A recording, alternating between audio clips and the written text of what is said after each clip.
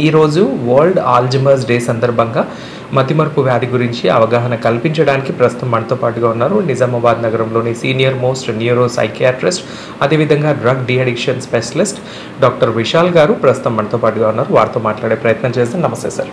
నమస్తే sir, world Alzheimer's day జరుపుకోవడానికి గల ముఖ్య ఉద్దేశం ఏంటి? ఈసారి థీమ్ ఏంటి? ఒక్కసారి వివరిస్తారా? భారత డిజిటల్ ప్రేక్షకులందరికీ నమస్తే.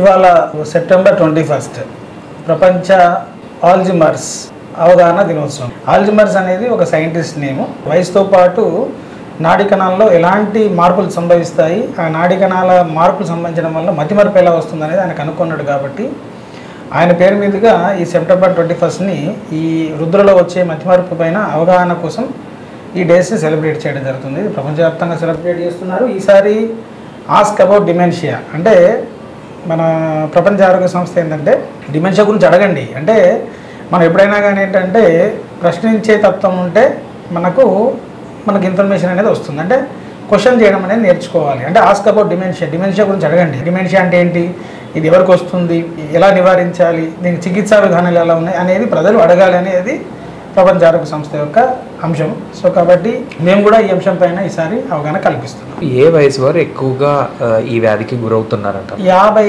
సంవత్సరాలు దాటిన వాళ్ళలో వస్తుంది. యాక్చువల్గా ఏంటంటే ఒకప్పుడు ఏంటంటే 60 సంవత్సరాలు దాటిన వాళ్ళలో కనిపించేది. మనం ఎట్లయితే ఆర్టిఫిషియల్ ఇంటెలిజెన్స్ ఎంతైతే స్పీడ్ వెళ్తున్నామో డిజార్డర్స్ కూడా అంతే స్పీడ్ వస్తున్నాయి.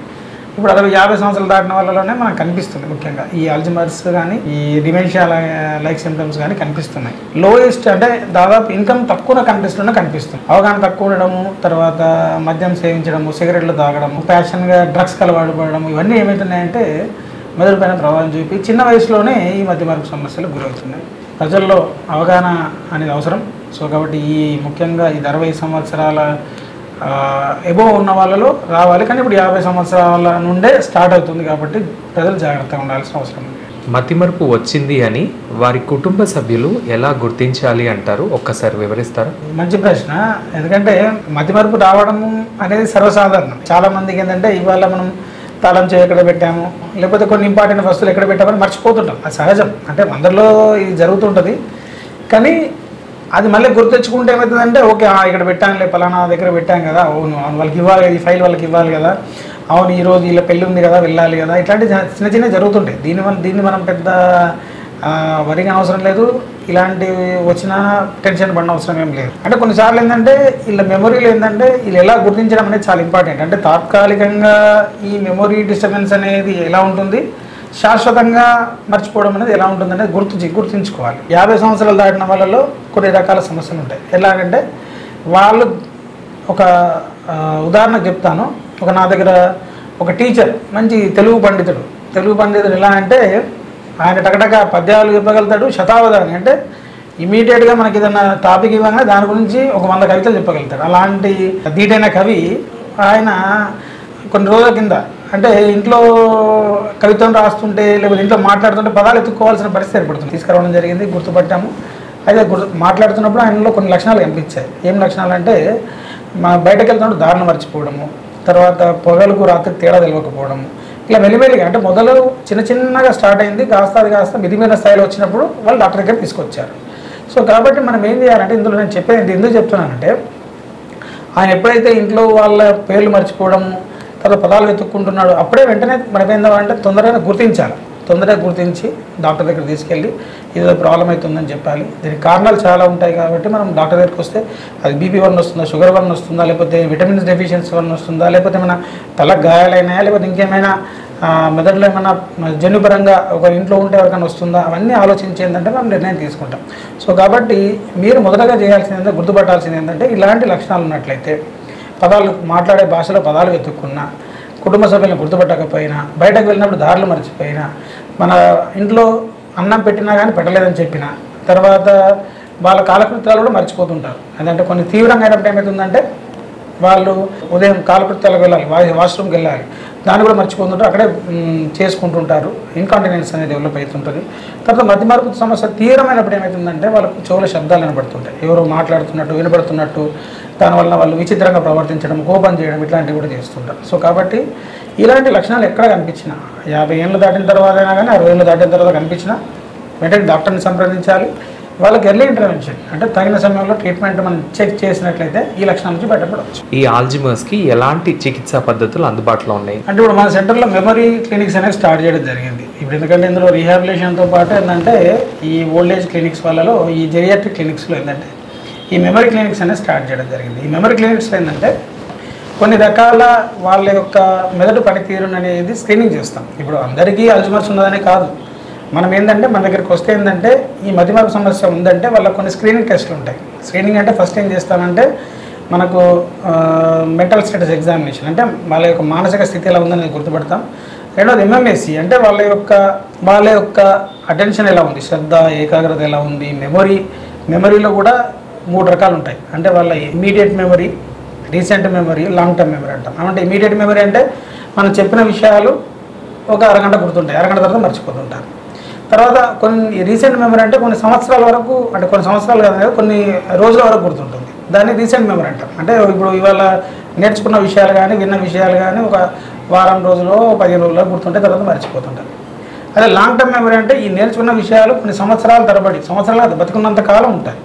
సో కాబట్టి ఇందులో మేమేం చేస్తామంటే మామూలుగా మా దగ్గరకు వచ్చే పేషెంట్లలో ఈ మెమరీ అనేది ఈ మధ్యన కాలంలో మర్చిపోతున్నారా లేకపోతే లాంగ్ టర్మ్ మర్చిపోతున్నారని అసెస్ చేస్తాం. అంటే మెమరీ అసెస్ టెస్ట్ ఉంటుంది. ఒకవేళ ఈ మధ్యన పోతున్నదంటే ఆల్జిమర్స్ యొక్క లక్షణం. అంటే మొదటగా ఏమైందంటే ఈ మధ్య ఒక అరగంట కింద నేర్చుకున్న విషయాలు కానీ కొన్ని రోజుల కింద నేర్చుకున్న విషయాలు కానీ మర్చిపోవడం అనేది తొలుతగా గమనిస్తుంటాం.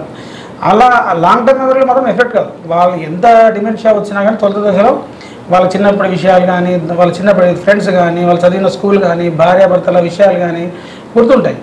ఈ మధ్యన జరిగినవి మర్చిపోతుంటారు. అప్పుడు మనం ఏం చేస్తామంటే దాన్ని కొన్ని టెస్టులు ఉంటాయి, దాని ద్వారా గమనిస్తాం. అంటే వీళ్ళలో ఈ మెమరీలో ఎక్కడ డిస్టర్బెన్స్ వస్తుంది, అంటే ఇమీడియట్ మెమరీ డిస్టర్బెన్స్ వస్తుందా, రీసెంట్ మెమరీ డిస్టర్బెన్స్ వస్తుందా, లాంగ్ టర్మ్ మెమరీ డిస్టర్బెన్స్ వస్తుందా గమనించి వాళ్ళకు కొన్ని రకాల టెస్టుల ద్వారా గుర్తుపడతాం. తర్వాత అంతేకాకుండా కొన్ని కాగ్నిటివ్ ఫంక్షన్స్ టెస్ట్ ఉంటాయి. అంటే వాళ్ళ మెదడు యొక్క పనితీరు ఎలా ఉందనేది కూడా గమనించి వాళ్ళ ఇంటెలిజెన్స్ ఎట్లా ఉంది, వాళ్ళ ఇన్సైట్ ఎట్లా ఉంది, వాళ్ళ అబ్స్ట్రాక్ట్ థింకింగ్ ఎట్లా ఉంది, ఇవన్నీ అసెస్ చేస్తాం. దాని ద్వారా ఏమవుతుందంటే మనకు ఒక డయాగ్నోసిస్కి వచ్చి వాళ్ళకనే ట్రీట్మెంట్ అనేది చేయడం జరుగుతుంది. ఇప్పుడు మా సెంటర్లో ఏంటంటే వాళ్ళకి కొన్ని రకాల బ్లడ్ టెస్ట్లు కూడా అవైలబుల్ ఉంటాయి. ఎందుకంటే వాళ్ళకి ఇప్పుడు ఏంటంటే మనకి చాలా మందిలో ఈ కామన్గా స్క్రీనింగ్ టెస్ట్ ఏంటంటే విటమిన్స్ తగ్గించడం. విటమిన్ తగ్గడం వల్ల ఇప్పుడు విటమిన్ B12 కానీ, తర్వాత విటమిన్ D తగ్గడం కానీ, థైమిన్ లెవెల్ లోపించడం కానీ, తర్వాత ఇంకోటి ఏంటంటే ముఖ్యంగా షుగర్ లెవెల్ కంట్రోల్ ఉండకపోవడం కానీ, రక్తపోటు కంట్రోల్ ఉండకపోవడం కానీ, అంతేకాకుండా థైరాయిడ్ సమస్యలు కూడా ఎలాంటి ఏమైనా థైరాయిడ్ సమస్యలు ఉన్న వాళ్ళకి కూడా వాటి స్క్రీనింగ్ చేస్తాం. అంతేకాకుండా ఇది చేసిన తర్వాత ఏంటంటే వాళ్ళ కొన్ని ఎంఆర్ఐ అంటే మామూలుగా ఏమవుతుందంటే మనకు ఇప్పుడు ఎంఆర్ఐ బ్రెయిన్ అంటే బ్రెయిన్లో ఆ రక్త ప్రసరణ ఎలా ఉందనేది కూడా ఎంఆర్ఐ బ్రెయిన్ ద్వారా గుర్తిస్తాము. తర్వాత ఇప్పుడు కొన్ని వాల్యూమెట్రీ కూడా నాకు కొత్త పరీక్షలు వచ్చాయి. అంటే వాల్యూమెట్రీ అంటే ఆ బ్రెయిన్ వాల్యూమ్ ఎంత ఉంది, ఆ బ్రెయిన్లో అంటే బ్రెయిన్ వాల్యూమ్ అంటే ఇప్పుడు మనకి ఏంటంటే ఇప్పుడు మనము ఒక క్వాంటిటీ తీసుకున్నాం అనుకోండి, ఒక బాటిల్ ఎంత వాల్యూమ్ ఉంది, 1 లీటర్ లీటర్ ఉంది. అదే బ్రెయిన్ కూడా మనం సైజ్ అంటే ఆ వాల్యూమ్ అనేది పర్ఫెక్ట్గా ఉందా, ఆ బ్రెయిన్ అనేది ఫంక్షనింగ్ సరిగా ఉందా, బ్రెయిన్లో నాడీ కణాలు సమతాస్థితిలో ఉన్నాయి కూడా చూస్తాం. సో ఇలాంటి అధునాతన టెస్ట్లు కూడా మనకు మార్కెట్లో వచ్చినాయి. ఇవన్నీ మనం ఏంటంటే దాని ద్వారా డయాగ్నోస్ చేసి వాళ్ళకు ఎర్లీ ఇంటర్వెన్షన్ అంటే ముఖ్యంగా తొలుత ఏం చేయాలనేది ఎర్లీ ఇంటర్వెన్షన్ చేస్తాము.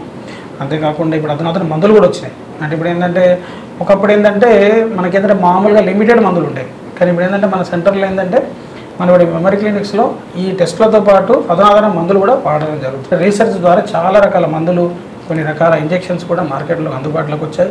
దానివల్ల ఏమవుతుందంటే తొలి దశలో వాళ్ళకి వాటిని అందించడం ద్వారా మెదడు పనితీరు డ్యామేజ్ కాకుండా ఆ డిమెన్షియా అనేది పెరగకుండా మనం కాపాడడానికి అవకాశం ఉంది. సార్ మరి ఈ ఆల్జిమర్స్ అనేది జన్యుపరంగా వచ్చే అవకాశం ఉంది అంటారా?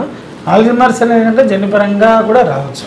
ఎందుకంటే జన్యుపరంగా కూడా మనకు జీన్స్ అనేవి తల్లిదండ్రుల నుంచి పిల్లలకు వస్తాయి, పిల్లల నుండి మళ్ళీ తర్వాత ఇంకో తరానికి వెళ్తుంటాయి. సో కాబట్టి ఎవరైతే ఆల్జిమర్స్ని సఫర్ అయ్యారో వాళ్ళ రిస్క్ ఎక్కువ ఉంటుంది. కాబట్టి వాళ్ళు జాగ్రత్తగా ఉండాలి. వాళ్ళు ఎర్లీ ఇంటర్వెన్షన్ అంటే ఇంట్లో వాళ్ళ మదర్కి కానీ, ఫాదర్కి కానీ, వాళ్ళ తాతలకు కానీ ఎవరికైనా ఉన్నట్టయితే వాళ్ళు కొన్ని రకాల టెస్టులు కూడా ఇప్పుడు మనకేంటంటే జీన్ మ్యాపింగ్ అంటాం. అంటే కొన్ని టెస్టులు చేయించడం ద్వారా ఏమైనా కొన్ని జీన్స్లో ఏమైనా లోపం ఉన్నదని గుర్తుపట్టవచ్చు. ఒకవేళ అలాంటి లోపాలు ఉన్నట్లయితే వాళ్ళని ఏమైందంటే మనం ముందుగానే వాళ్ళకి కొన్ని రకాల చికిత్సల ద్వారా అది పెరగకుండా మనం అడ్డుకట్ట వేయవచ్చు. అసలు ఎలాంటి డైట్ మెయింటైన్ చేయాలి అంటారు? ఈ డిమెన్షియాని కాదు ఎలాంటి దానికైనా కానీ అంటే ఫస్ట్ మనం బ్యాలెన్స్డ్ డైట్ అనేది ఇంపార్టెంట్. అంటే రైస్ అని కానీ చపాతి కానీ ఇవన్నీ కార్బోహైడ్రేట్స్. కాబట్టి ఏంటంటే వాటికి ఈక్వల్గా మనము కాయగూరలు ఇవ్వాలి. అంటే కాయగూరలు అంటే ఫ్రూట్స్ కావచ్చు, కాయగూరలు అంటే ముఖ్యంగా విటమిన్స్ మినరల్స్ అనేవి మనకు పుష్కలంగా అందుబాటులో ఉండాలి. అంతేగాని మన కార్బోహైడ్రేట్ వల్ల ఏమవుతుంది, ఆ గ్లూకోజ్ అనేది బాడీలో డిపాజిట్ అవుతుంది, మనం ఉపకాయం వస్తుంది, తర్వాత విటమిన్స్ మినరల్స్ తక్కువ వస్తాయి. దానివల్ల బాడీ అనేది పెద్ద శక్తిగా ఉండదు.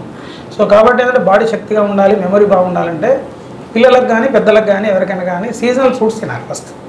మనకు సీజనల్ ఫ్రూట్స్ ఏంటంటే ఇప్పుడు ఉదాహరణకు ఈ టైంలో ఇప్పుడు సీతాఫలాలు వస్తాయి, సీతాఫలాలు తినాలి, మ్యాంగో వస్తుంది, మ్యాంగో తినాలి, జామ పళ్ళు వస్తాయి తినాలి, పొమోగ్రనేట్ ఇది దానిమ్మ వస్తాయి అవి తినాలి, పప్పాయ అవి తినాలి. రెగ్యులర్గా మనకి ఇవన్నీ ఫ్రూట్స్ అంటే సీజనల్గా అంటే మనకు ఆల్టర్నేట్గా ఒక ఫ్రూట్లో ఒక్కొక్క విటమిన్స్ ఉంటాయి. చాలామంది ఏమంటారు సార్ అరటిపండు తింటే బరువు పెరుగుతారు, వాతం అని ఇట్లా, అట్లాంటిది ఏం లేదు. అరటిపండు తినడం వల్ల అందులో ఉండే ట్రిప్టోఫాన్ అమైనో యాసిడ్ అనేది ఏంటంటే సెరోటోనిన్గా మారి వాళ్ళ యొక్క ఆత్మవిశ్వాసం చేస్తుంది, నాడీ కూడా ఫ్రెష్ ఉంచుతుంది, డిమెన్షన్ నివారించడం తోడ్పడుతుంది. ఆకుకూరలు తినండి. చాలామంది ఏమనుకుంటుంటే ఆల్కహాల్ బెగ్గు తాగితే గుండె మంచిది, బ్రెయిన్ మంచిది అని చెప్పేది అంత శుద్ధ అబద్ధం. దాన్ని ఏం నమ్మద్దు. అది ఎనీ విష పదార్థమే. ఆల్కహాల్ కానీ, సిగరెట్ కానీ, గుట్కా, గంజాయి, ఖైని, తంబాకు ఇవన్నీ కూడా ఏమైతే అంటే మన నాడీ కణాల పనితనం తగ్గిస్తాయి. ఓకే, ఇట్లాంటి గంజాయి లాంటి పదార్థం అయితే డిమెన్షియా రావడంతో పాటు ప్రవర్తన సమస్యలు కూడా వస్తాయి. కానీ మనం మన లైఫ్ స్టైల్లో మనం కొన్ని పాటించినా కానీ ఈ డిమెన్షియా నుంచి మనం బయటపడవచ్చు. వరల్డ్ ఆల్జిమర్స్ డే సందర్భంగా మీరు ఇచ్చే సందేశం ఏంటి? మనం మెమరీ అంటాం. మెమరీ అనేది అందరికీ ఈ సమస్య మెమరీ పిల్లలకే కాదు పెద్దలకు కూడా వస్తుంది. పిల్లలకి ఇచ్చినంత ఇంపార్టెన్స్ పెద్దలకు కూడా ఇవ్వాలనేది నేను నా సందేశం. సో కాబట్టి ప్రజలు అవగాహన కలిగి ఉండాలి. ఫస్ట్ అవగాహన ఉన్న వెంటనే అవగాహన ఉంటే ఏమవుతుంది, తొందరగా డాక్టర్ దగ్గరికి వెళ్తారు. ఇప్పుడు చాలా జరుగుతుంది కూడా. అది ఎందుకంటే ఫస్ట్ నిజామాబాద్లో జరిగే మంచి పరిణామం ఏంటంటే ఇప్పుడు చాలామంది తొలి దశలోనే వస్తున్నారు. కాబట్టి డెఫినెట్గా అది శుభ పరిణామం. ఇలాంటిది ఇంకా అవగాహన సదస్సులు నిర్వహించాలా, ఎన్జిఓస్ ఇన్వాల్వ్ కావాలా, డాక్టర్లనే కాదు ప్రజలు కూడా ఇన్వాల్వ్ కావాలా. దానివల్ల ఏమవుతుందంటే చాలామంది మేలు జరుగుతుంది. నెక్స్ట్ జనరేషన్ ఒక మంచి పని చేసాం అనుకుంటాం. కాబట్టి అవగాహన కార్యక్రమాలు ఇంపార్టెంట్. ఈ డేస్ అనేది సెలబ్రేట్ చేయాలి. ఓన్లీ డాక్టర్సే సెలబ్రేట్ చేయడం కాదు. ఈ సీనియర్ సిటిజన్స్ ఉంటాయి, ఓల్డ్ ఏజ్ హోమ్స్ ఉంటాయి, లేకపోతే ఇంకెక్కడైనా రిటైర్డ్ ఎంప్లాయీస్ ఉంటారు. వాళ్ళందరూ కలిసి ఏంటంటే ఈ డేస్ని సెలబ్రేట్ చేస్తే ఏమవుతుందంటే 100లో 100 మంది ఉన్నారు అనుకోండి, అందులో 10 మంది దొరుకుతారు. వాళ్ళకి ఏంటంటే ఆ 90 మంది హెల్ప్ చేయాలి. అందరూ ఎన్జిఓస్ అందరూ ఇన్వాల్వ్ అయ్యి ఈ వరల్డ్ ఆల్జిమర్స్ ని సెలబ్రేట్ చేసినట్లయితే మనం ముందు ఈ జబ్బు తీవ్రతను మనం తగ్గించడానికి అవకాశం ఉంటుంది. చాప కింద నీరులాగా ఇది వ్యాపిస్తున్నది కాబట్టి ఎవరు కూడా దీన్ని లైట్గా తీసుకోవద్దు, మంచి అప్రమత్తంగా ఉండాలని నా సందేశం. ఆల్జిమర్స్ డే సందర్భంగా అవగాహన కల్పించినందుకు జిల్లా ప్రజల తరపున, మా ఛానల్ తరపున, ఛానల్ ప్రేక్షకుల తరపున మీకు ప్రత్యేకంగా ధన్యవాదాలు. Thank you sir. Thank you. World Alzheimer's day సందర్భంగా డాక్టర్ విశాల్ గారు చెప్పిన సూచనలు, సలహాలు పాటించి మీరందరూ ఆరోగ్యంగా, సురక్షితంగా ఉండాలని మేము మనస్ఫూర్తిగా కోరుకుంటున్నాం. కెమెరా పర్సన్ ఉదయ్తో ఫనీ, భారతీ ఛానల్, నిజామాబాద్.